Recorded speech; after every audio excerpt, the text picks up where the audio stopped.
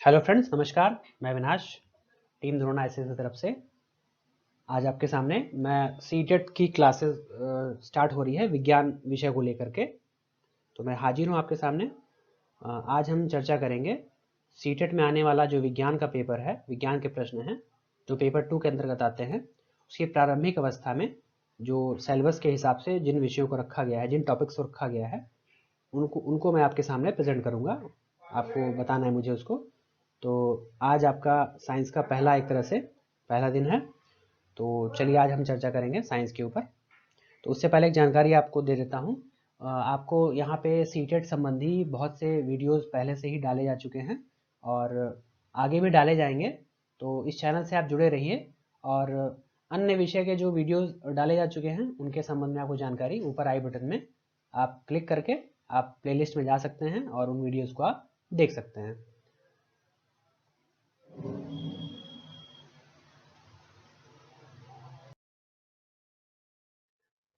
चलिए फिर आपसे आज अब चर्चा प्रारंभ करते हैं विज्ञान को लेकर के। तो विज्ञान, जैसे कि आप शब्द ही देख रहे हैं, विज्ञान में आपको इसको संधि विच्छेद अगर करें तो वी धन ज्ञान, वी से आशय है विशेष का और ज्ञान का अर्थ आपको पता ही होगा, जानकारी रखना, जानकारी होना। तो विशेष ज्ञान जिस चीज़ का हो जाए तो वो विज्ञान के तहत हो जाता है। तो यहाँ पे हम थोड़ा सा ज्ञान और विज्ञान में अंतर थोड़ा और समझ लें। जैसे ज्ञान आपको किसी भी चीज़ का हो सकता है, वो सही और गलत होता है, वो उसकी पुष्टि आप नहीं कर सकते हैं। और विज्ञान के अंतर्गत चीज़ों को हम क्या करते हैं, उनके जानकारी के साथ साथ उनके कारणों पे विचार करते हैं, उनको प्रयोगों द्वारा जांचते हैं, उनकी सच्चाई जांची जाती है, उनको परीक्षणों के तहत गुजारा जाता है। उसके बाद अंततः हम जाकर एक निष्कर्ष तक पहुंचते हैं जब हमें ये भान हो जाता है कि हाँ, ये एक नियम के तहत इनको हम रख सकते हैं और ये हर बार वैसा ही फल देंगे, रिजल्ट देंगे। तो हम मान लेते हैं कि वो नियम विज्ञान के तहत हो सकता है, वो एक विज्ञान का सिद्धांत बनाया जा सकता है। और ज्ञान में क्या होता है, ज्ञान को हम ऐसे भी कह सकते हैं जैसे कोई वस्तु गिरी, कोई वस्तु गिरी, वस्तुएं बहुत पहले से गिरती रही हैं, लेकिन वो विज्ञान के तहत कब आई, जब उनको एक न्यूटन जैसे साइंटिस्ट ने गिरते हुए देखा। न्यूटन के पहले वस्तुएं पहले भी गिरती रही हैं, उन्हें किसी ने नहीं समझा, किसी ने उसका परीक्षण नहीं किया, प्रयोग नहीं किया उस पर, तो वो विज्ञान नहीं था, वो सिर्फ ज्ञान था कि हाँ सेब गिर रहा है, कोई वस्तु गिर रही है।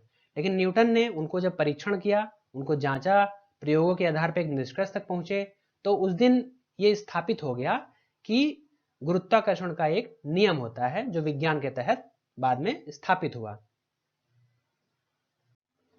तो आप मेरी इन बातों के आधार पर समझ गए होंगे कि विज्ञान से क्या आशय है। तो विज्ञान एक तरह से प्राकृतिक नियमों पर आधारित क्रमबद्ध तथा व्यवस्थित ज्ञान को कहा जाता है। विज्ञान का इंग्लिश में जो वर्ड है वो साइंस है। साइंस एक लैटिन वर्ड है जिसे हम साइंसिया से हमने लिया है। साइंसिया का अर्थ क्या होता है, जानकारी प्राप्त करना। तो ये आपको हो गया विज्ञान के बारे में एक छोटी सी समझ या उसकी परिभाषा के बारे में बात हमने की। अब आते हैं, देखते हैं विज्ञान को हम कितने भागों में बांटते हैं, उनका अध्ययन हम कितने पार्ट्स में विज्ञान के अंतर्गत करते हैं। तो जैसा कि आपको हेडिंग के तहत दिखाई दे रहा है, जो ये सारणी बनी हुई है आपकी, आप देख रहे हैं विज्ञान के अंतर्गत पहला आपका है जीव विज्ञान, आपका दूसरा है भौतिकी, और उसी में आता है आपका प्रौद्योगिकी, और जीव विज्ञान के अंतर्गत आएगा आपका जंतु विज्ञान, वनस्पति विज्ञान, और भौतिकी के अंतर्गत आपका आ जाएगा भौतिकी हो गया, आपका रसायन विज्ञान हो गया, और आपका जो प्रौद्योगिकी है, प्रौद्योगिकी का मतलब हो गया इसमें तो खाली कुछ चीज़ें ही लिखी हुई हैं, जैसे आपका इसरो प्रोग्राम हो गया, डीआरडीओ प्रोग्राम हो गया, परमाणु रिएक्टर हो गया। लेकिन प्रौद्योगिकी एक बहुत ही, यहाँ भी एक विस्तृत क्षेत्र इसका भी है। हम यहाँ पे जो भी नए नए इन्वेंशंस होते हैं, इंजीनियरिंग होती है, आविष्कार होते हैं, तो टेक्नोलॉजी के रूप में जो भी चीज़ें हमारे सामने आती हैं और जो हमारे जीवन को थोड़ा सा आसान बनाती हैं, जैसे आपका ऑटोमोबाइल सेक्टर है, आपका संचार क्षेत्र है, और भी बहुत से सेक्टर हैं, आपके विनिर्माण सेक्टर्स हैं। तो उसमें नई नई प्रौद्योगिकी आती रहती है। जैसे कि हमारे कृषि में भी बहुत सी नई नई टेक्नोलॉजी आने के बाद हमारी कृषि बड़ी आसान हो गई है। तो टेक्नोलॉजी भी एक विस्तार, एक बड़ा क्षेत्र रखती है। तो उन सब चीज़ों का अध्ययन हम यहाँ पे टेक्नोलॉजी के अंतर्गत करेंगे। चलिए आगे बढ़ते हैं। तो जीव विज्ञान के अंतर्गत हमने अभी देखा ऊपर कि जीव विज्ञान के दो भाग हो गए, एक आपका जंतु विज्ञान, एक आपका वनस्पति विज्ञान। तो यहाँ पे हम जीव विज्ञान की और भी अन्य शाखाएं हैं जो आपके सामने स्क्रीन पे दिखाई दे रहे हैं, ये सभी शाखाएं हैं। बहुत सूक्ष्म अध्ययन यहाँ पे विज्ञान के विषय में, जीव विज्ञान के विषय में किया जाता है। जैसे आपका देखिए साइटोलॉजी है, हिस्टोलॉजी है, फिजियोलॉजी है, मॉर्फोलॉजी है। तो साइटोलॉजी में हम कोशिका का अध्ययन करते हैं, हिस्टोलॉजी में क्या करते हैं, ऊतकों का अध्ययन किया जाता है, और फिजियोलॉजी में क्या करते हैं, शरीर के बारे में हम अध्ययन करते हैं। और आपका मॉर्फोलॉजी है, ये संरचना, शरीर की हमारी जो संरचना है उनके बारे में इसमें गहन अध्ययन किया जाता है। बाकी जो आपको पार्ट्स दिखाई पड़ रहे हैं वो आप पढ़ सकते हैं, इसमें बहुत डिटेल में जाने की जरूरत नहीं है। और इसके बारे में डिटेल में जानकारी आप जो है पीडीएफ फॉर्म वगैरह में इसके आई बटन पे जाके क्लिक कर सकते हैं, और पीडीएफ फॉर्म के फॉर्मेट में आप इसको चैनल के डिस्क्रिप्शन बॉक्स में जाकर के डाउनलोड कर सकते हैं। तो चलते हैं आगे, देखते हैं आगे क्या है।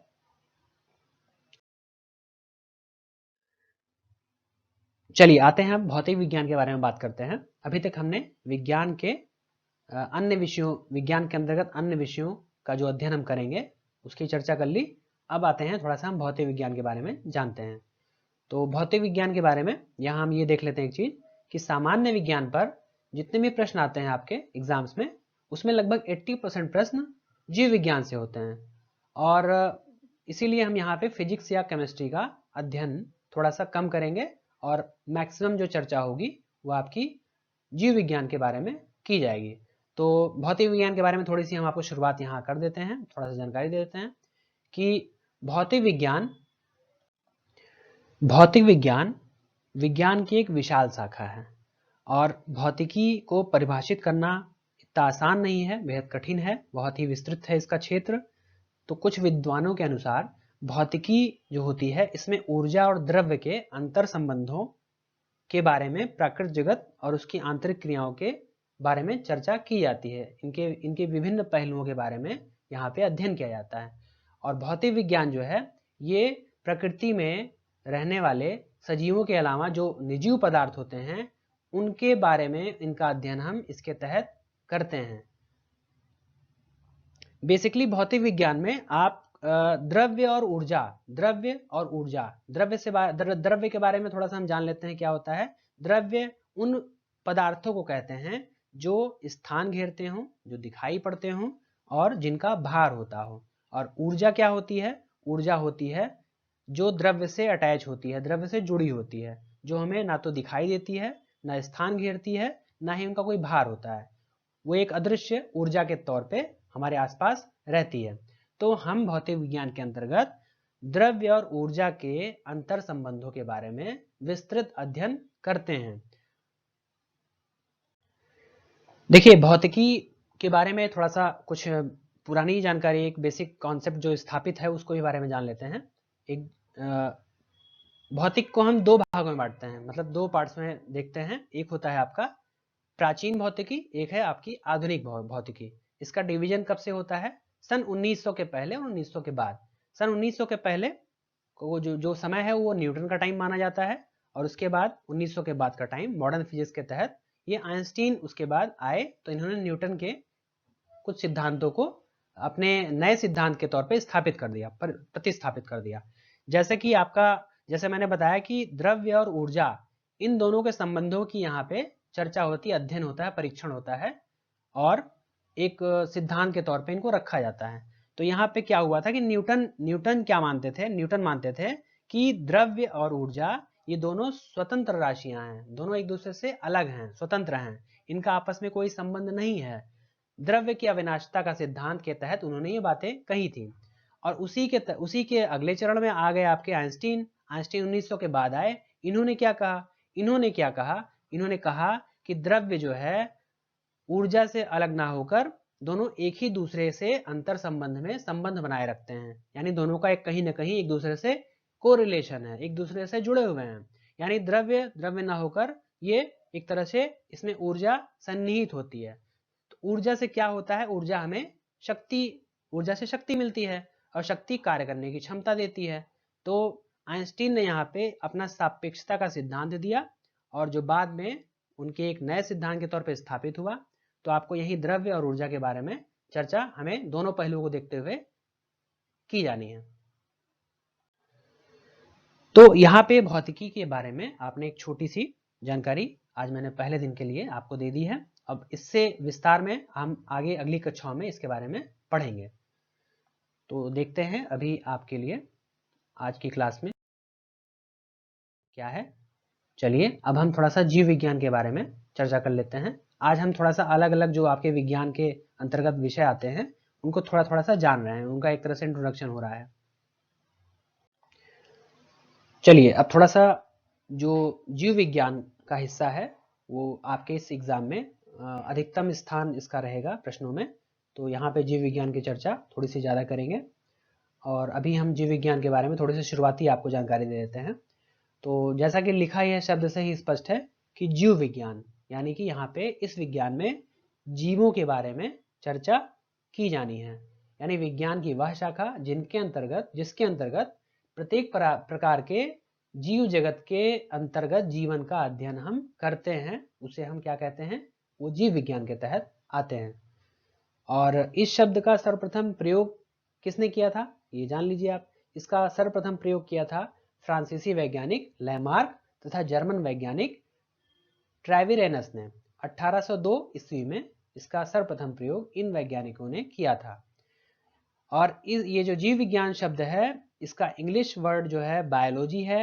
ये ग्रीक भाषा का शब्द है जिसके दोनों वर्ड्स शब्दों का थोड़ा सा हम अलग करेंगे, थोड़ा सा इसको विभाजित करेंगे। तो बायो और लोगस इन दोनों शब्दों से मिलकर ये बायोलॉजी बना है, जिसमें से बायो का अर्थ होता है जीवन और लोगस का अर्थ होता है अध्ययन, यानी जीवन का अध्ययन। बायोलॉजी में क्या करते हैं हम, जीवन का अध्ययन करते हैं। और जीवन का अध्ययन किनका होता है, जीवन का अध्ययन उनका होता है जो सजीव होते हैं। सजीव कौन होते हैं, जीव जंतु और पेड़ पौधे।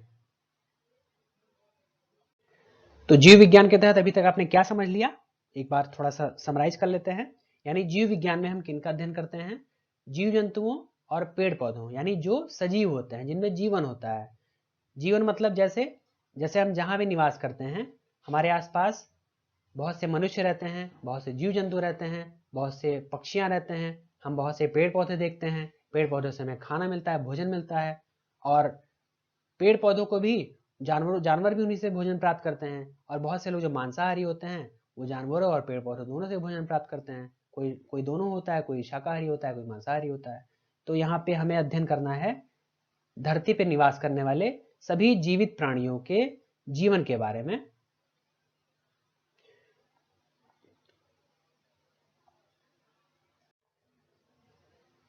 अब थोड़ा सा देखते हैं स्क्रीन पे जो आपको मैटर है उसके बारे में देख लेते हैं। अभी तक मैंने जो है आपको इसको थोड़ा सा समझाने की कोशिश की थी। देखिए इस विषय के अंतर्गत सभी सजीव पदार्थों तथा जीवों के समस्त पहलुओं का क्रमबद्ध गहन एवं सूक्ष्म अध्ययन किया जाता है, ये आपने समझ ही लिया है। जंतु जीवन एवं पादप जीवन पृथ्वी पे दो रूपों में प्राप्त है, ठीक है। अतः जीव जगत को दो भागों में विभक्त किया गया है। यानी जो बायोलॉजी है उसको दो पार्ट्स में बांट करके अध्ययन होता है। एक होता है आपका जंतु जगत, एक होता है पादप जगत। जंतु जगत से मतलब क्या है, यानी आपका जूलॉजी हो गया, और पादप जगत यानी बॉटनी। तो इन दोनों का दो भागों में बांटा जाता है इस विज्ञान को, जीव विज्ञान को। और इन दोनों भागों का विस्तार से अध्ययन हम करते हैं अलग अलग रूप में। और इंग्लिश में क्या है, देखिए इंग्लिश में जंतु जगत हेतु जो एक फौना है और एक पादप जगत के लिए जो वर्ड है वो फ्लोरा, इन शब्दों का भी प्रयोग किया जाता है। लेकिन ये दोनों शब्द क्या है, ये दोनों शब्द जो है किसी क्षेत्र विशेष के लिए जीव वैज्ञानिक काल विशेष के जंतुओं हेतु, ठीक है। ये किसी क्षेत्र विशेष के लिए, वहां पे क्षेत्र विशेष और काल विशेष में जंतु जो पाए जाते थे उनके लिए इन शब्दों का प्रयोग किया जाता था। और आज भी अलग अलग पूरी दुनिया के अलग अलग हिस्सों में कई प्रकार के जो प्राणी होते हैं उनकी एक क्षेत्रीय विशेषता होती है। तो इन शब्दों का प्रयोग हम उनके लिए करते हैं। तो बायोलॉजी की चर्चा थोड़ी सी हो गई है। अब बायोलॉजी के अंतर्गत हम करते हैं जंतु विज्ञान के बारे में थोड़ी सी चर्चा। तो यहाँ पे जंतु विज्ञान की चर्चा करेंगे अब, जो जीव विज्ञान का एक भाग है। तो जैसा कि नाम से यहाँ भी स्पष्ट है, जंतु विज्ञान यानी वो विज्ञान जिसमें हम जंतुओं की चर्चा करेंगे, प्राणियों की चर्चा करेंगे। तो जीव विज्ञान की वह शाखा जिसके अंतर्गत जंतुओं की संरचना, उनकी विभिन्न क्रियाओं का अध्ययन किया जाता है, उसे हम जंतु विज्ञान कहते हैं। जंतु विज्ञान क्या है? ये एक ग्रीक भाषा का वर्ड है, जिसे जो जूलॉजी, आप जानते हैं जूलॉजी जंतु विज्ञान को कहते हैं इंग्लिश में, और ये ग्रीक भाषा से लिया गया शब्द है, जो दो शब्दों जू और लोगस से मिलकर बना है, जिसमें पहले शब्द का अर्थ यानी जू का अर्थ है जंतु तथा लोगोस का अर्थ है अध्ययन, यानी वो विज्ञान जिसमें हम जंतुओं का अध्ययन करते हैं। तो जंतु विज्ञान के जो जनक थे वो कौन थे? वो प्रसिद्ध दार्शनिक अरस्तु थे, जिन्होंने जंतु इतिहास नामक पुस्तक लिखी, जिसमें उन्होंने जंतुओं की रचना, उनका स्वभाव, उनके जनन के बारे में विस्तार से वर्णन किया, और कौन से जंतु किस वर्ग में रखे जाएंगे, ये इन्होंने इसका वर्गीकरण भी किया। इसलिए हम अरस्तु को जंतु विज्ञान का जनक भी कहते हैं, यानी फादर ऑफ जूलॉजी। स्वीडिश वैज्ञानिक कोरोलस लिनियस ने द्विनाम पद्धति को जन्म दिया तथा अपनी पुस्तक सिस्टिया नेचुरी, कौन सी पुस्तक थी इनकी? सिस्टिया नेचुरी। इसमें इन्होंने क्या किया था? इसमें इन्होंने जीव जंतुओं का आधुनिक तरीके से इन्होंने वर्गीकरण किया, इसलिए इनको क्या बोलते हैं? इन्हें आधुनिक वर्गीकरण का पिता कहा जाता है। अरस्तु क्या थे? वो जंतु विज्ञान के जनक कहे जाते थे, लेकिन यहाँ पे जो कैरोलस लीनियस हैं, इन्होंने आधुनिक तरीके से जीव जंतुओं का जब वर्गीकरण कर दिया तो इन्हें आधुनिक वर्गीकरण का पिता कहा जाने लगा। तो ये आपका हो गया जंतु विज्ञान के बारे में एक छोटी सी जानकारी, छोटी सी समझ। अब आते हैं जीव विज्ञान का जो दूसरा भाग है वनस्पति विज्ञान, उसके बारे में थोड़ी सी चर्चा कर लेते हैं। तो जैसा कि जीव विज्ञान जंतु विज्ञान में आप जाने कि नाम से ही स्पष्ट है क्या उसमें अध्ययन करेंगे, तो यहाँ भी वही है वनस्पति विज्ञान, यानी ऐसा विज्ञान जिसमें हम वनस्पतियों यानी पेड़ पौधों का अध्ययन करेंगे, यानी जीव विज्ञान की वह शाखा जिसके अंतर्गत पादपों की संरचना तथा उनकी विभिन्न जैविक क्रियाओं का अध्ययन किया जाता है, उससे हम वनस्पति विज्ञान यानी बॉटनी कहते हैं। यह बॉटनी जो है ये भी एक ग्रीक भाषा का शब्द है, जिसका हिंदी रूपांतरण है पादप, यानी पादपों का अध्ययन जिनके अंतर्गत किया जाता है उसे हम बॉटनी कहते हैं। तो ये आपका हो गया साइंस के अंतर्गत जीव विज्ञान के अंतर्गत जंतु और पादप विज्ञान यानी वनस्पति विज्ञान। तो पादप जगत का वर्गीकरण उनके गुण, रूप और परिमाण के आधार पर सर्वप्रथम किसने दिया था? थियोफ्रेटस ने दिया था, यानी इन्हें इसलिए क्या कहा जाता है? वनस्पति विज्ञान का पिता थियोफ्रेटस को कहा जाता है।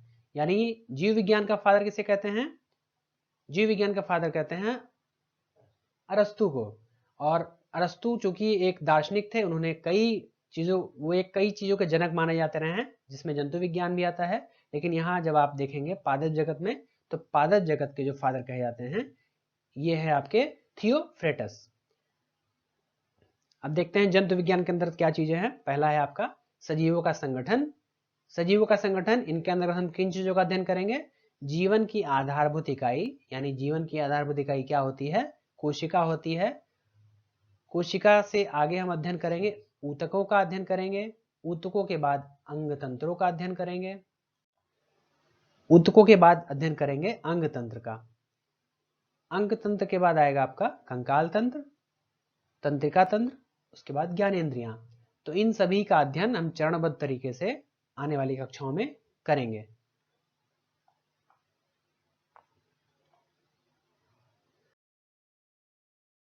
तो आज आपकी साइंस की एक ये छोटी सी क्लास थी, इंट्रोडक्टरी क्लास थी। अब साइंस अब और विस्तार लेगा अगली कक्षाओं में, आप उसके बारे में विस्तार से आप अध्ययन आप करेंगे। तो बने रहिएगा हमारे साथ। और अभी आपके लिए ये है कि आप डेली 7:30 बजे डेली कोई सेशन होता है, उसमें आप पार्टिसिपेट जरूर किया करिए। चलिए फिर अब नेक्स्ट आपसे अगली क्लास में मुलाकात होगी। चलिए फिर ओके, मिलते हैं। नमस्कार।